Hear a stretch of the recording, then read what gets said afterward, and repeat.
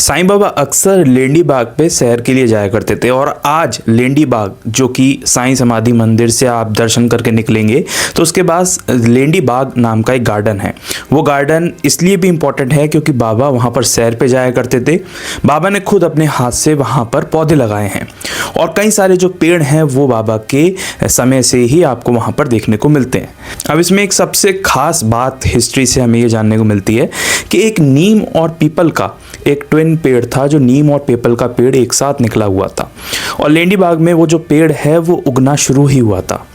अब ये जो नीम और ये पीपल का पेड़ था, इनमें से एक पेड़ बहुत कमज़ोर था और कमज़ोर होने के साथ साथ जो भी गांव वाले थे जो लेंडी बाग जाते थे वो ये सोचते थे कि ये पेड़ नहीं चल पाएगा और उन दोनों में से कोई एक ही पेड़ बचेगा आगे जाकर। लेकिन बाबा की एक बहुत विचित्र तरह की प्रक्रिया थी। बाबा जब भी सैर पर निकलते थे वो लेंडी बाग जाते थे और जो कमज़ोर पेड़ था उसको अपने हाथ से मरोड़ते थे जैसे कि उससे कुश्ती लड़ रहे हों और इस तरीके से उसको हर डायरेक्शन में घुमाते थे और उसकी जो स्टेम है यानी कि उसकी जो डाल है उसको मजबूत किया करते थे। बहुत सारे लोग उस वक्त ये भी कहते थे कि बाबा ये तो पेड़ कमज़ोर है, इससे कुछ होगा नहीं, ये पेड़ चलेगा नहीं। लेकिन जिसके पीछे बाबा खुद खड़े हों, जिसके पीछे साईनाथ खड़े हों, वो चीज़ चाहे निर्जीव हो, सजीव हो या कुछ भी हो, वो चीज़ कभी भी नहीं डूब सकती। तो वह ये कि कुछ समय बाद वो मजबूत इतना हो गया, वो कमज़ोर तना, जिसको एक पल के लिए ऐसा लगता था कि वो चल नहीं पाएगा।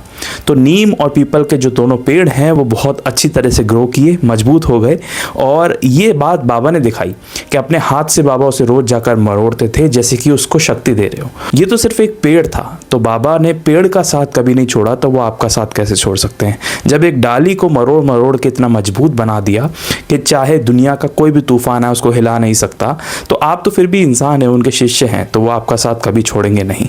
और ये बात हमें ये भी बताती है कि बाबा को पेड़ पौधों से कितना लगाव था। लेंडी बाग शिरडी में एक ऐसा बाग है जहाँ पर आपको ज़रूर विज़िट करना चाहिए क्योंकि वो मिट्टी, वो पौधे, वो पेड़, वो जितना भी माहौल है वो उस ज़माने से आज तक वैसा का वैसा बरकरार है।